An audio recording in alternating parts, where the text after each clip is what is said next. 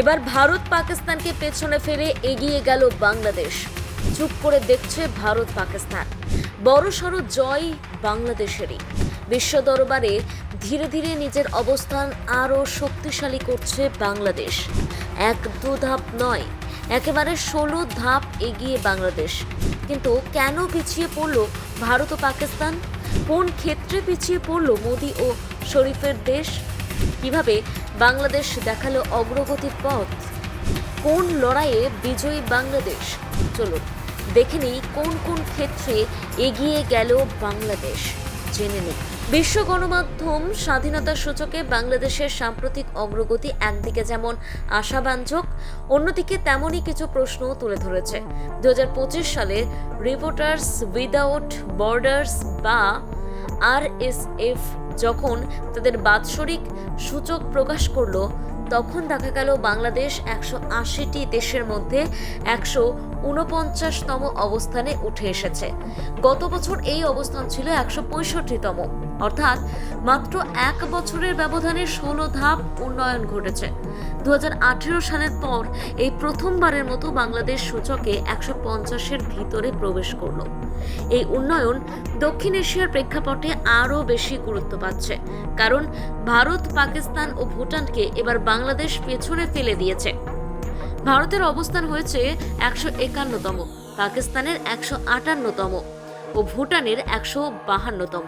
তবে নেপাল, মালদ্বীপ ও শ্রীলঙ্কা বাংলাদেশের তুলনায় এখনও অনেকটাই এগিয়ে রয়েছে।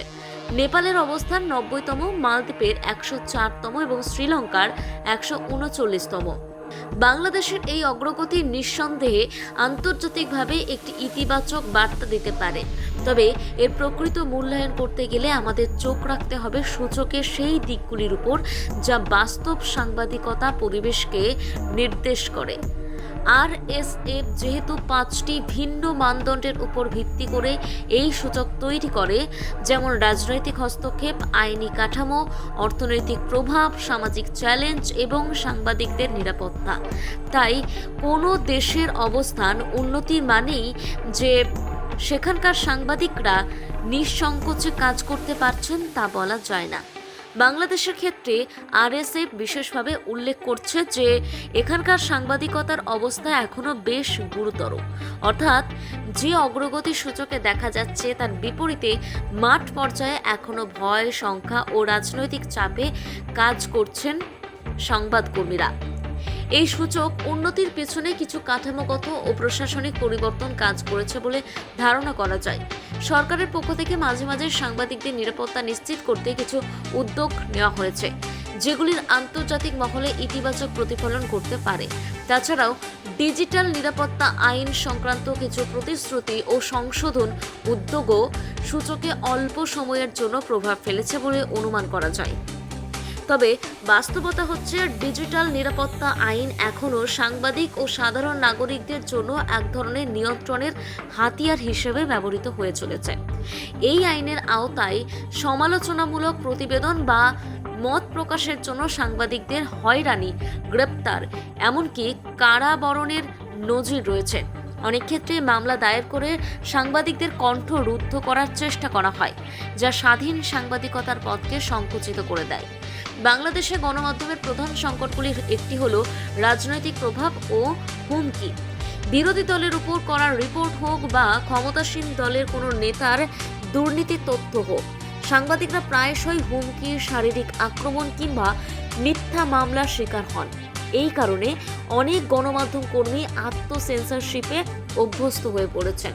তারা নিজেরাই এমন বিষয় এড়িয়ে চলেন যাতে ভবিষ্যতে কোনো হয়রানির মুখে না পড়তে হয়। এই অবস্থা শুধু সাংবাদিকদের স্বাধীনতা নয়, গণতান্ত্রিক চর্চাকেও সংকুচিত করে। কারণ তথ্য যদি নিয়ন্ত্রিত হয়, মত প্রকাশ যদি বাধাগ্রস্ত হয়, তাহলে জনগণ প্রকৃত সত্য জানতে পারে না এবং সিদ্ধান্ত গ্রহণে বিভ্রান্ত হয়। গণমাধ্যম যদি চতুর্থ স্তম্ভ হিসেবে কাজ করতে না পারে, তবে রাষ্ট্রীয় স্বচ্ছতা ও জবাবদিহিতা ক্ষতিগ্রস্ত হয়। গণমাধ্যমের স্বাধীনতা সূচকে বাংলাদেশের অগ্রগতি একটি সম্ভাবনার দ্বার উন্মোচন করেছে ঠিকই, কিন্তু এই সম্ভাবনাকে টেকসই করতে হলে প্রয়োজন হবে প্রকৃত সংস্কার, রাজনৈতিক সদিচ্ছা এবং সাংবাদিকদের প্রতি ইতিবাচক মনোভাব।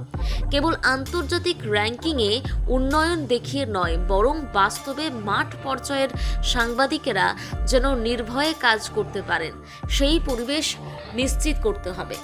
ডিজিটাল যুগে আরও একটি বড় চ্যালেঞ্জ এসেছে। অনলাইন ও সামাজিক যোগাযোগ মাধ্যমে মত প্রকাশের স্বাধীনতা হুমকির মুখে পড়েছে। অনেক সময় সমালোচনামূলক মতামতকে দেশদ্রোহিতা কিংবা রাষ্ট্রবিরোধী প্রচার বলে অভিহিত করে মামলা দেওয়া হয়। এতে করে শুধু সাংবাদিক নয়, সাধারণ নাগরিকরাও ভয় ও আত্মনিয়ন্ত্রণের মধ্যে পড়ে যান। গণতান্ত্রিক সমাজে এই পরিস্থিতি কখনোই কাম্য নয়।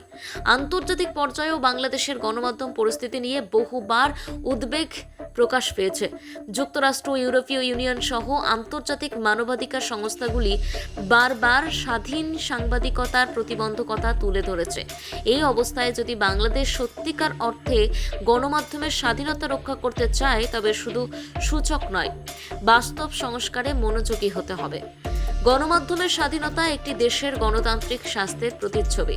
সাংবাদিকরা যদি সত্য তুলে ধরার স্বাধীনতা না পান, তাহলে সুশাসনের ভিত্তি দুর্বল হয়ে পড়ে।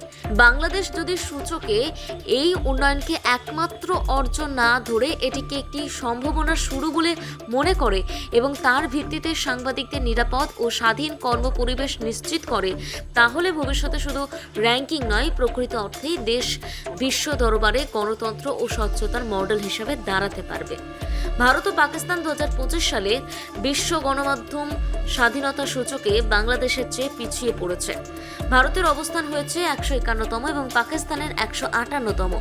এই অবনমনের পেছনে রয়েছে কিছু নির্দিষ্ট ও গভীর কারণ, যা দুটি দেশের রাজনৈতিক পরিবেশ, নিরাপত্তা কাঠামো এবং মিডিয়া ব্যবস্থার জটিল বাস্তবতার সঙ্গে সম্পর্কযুক্ত।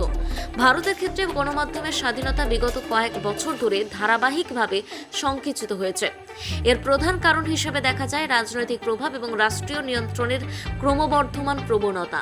প্রধানমন্ত্রী নরেন্দ্র মোদীর সরকার কেন্দ্রীয়ভাবে গণমাধ্যমের উপর দৃঢ় নিয়ন্ত্রণ আরোপ করছে বলে আন্তর্জাতিক মহলের অভিযোগ রয়েছে। সাংবাদিকদের স্বাধীনভাবে কাজ করতে বাধা দেওয়া, সমালোচনামূলক কণ্ঠস্বরের বিরুদ্ধে রাষ্ট্রীয় প্রতিক্রিয়া এবং বিশেষত সংখ্যালঘু ইস্যু নিয়ে রিপোর্ট করাকে রাষ্ট্রবিরোধী বলার প্রবণতা এই পরিস্থিতিকে আরও খারাপ করেছে। ভারতে কর্পোরেট ও রাজনৈতিক জোটের মাধ্যমে গণমাধ্যমের মালিকানা ও পরিচালনায় একচেটিয়াকরণ বেড়ে গেছে। কয়েকটি বড় কর্পোরেট গ্রুপ বিভিন্ন গণমাধ্যমের মালিক হওয়ায় তারা অনেক সময় সরকার রিটেক। এই বিষয়ে আপনার কি মতামত? আপনার মতামত অবশ্যই কমেন্টে তুলে ধরুন। যাই হোক, আমাদের আজকের আলোচনা এই পর্যন্তই। শেষ পর্যন্ত আমাদের সঙ্গে থাকার জন্য ধন্যবাদ।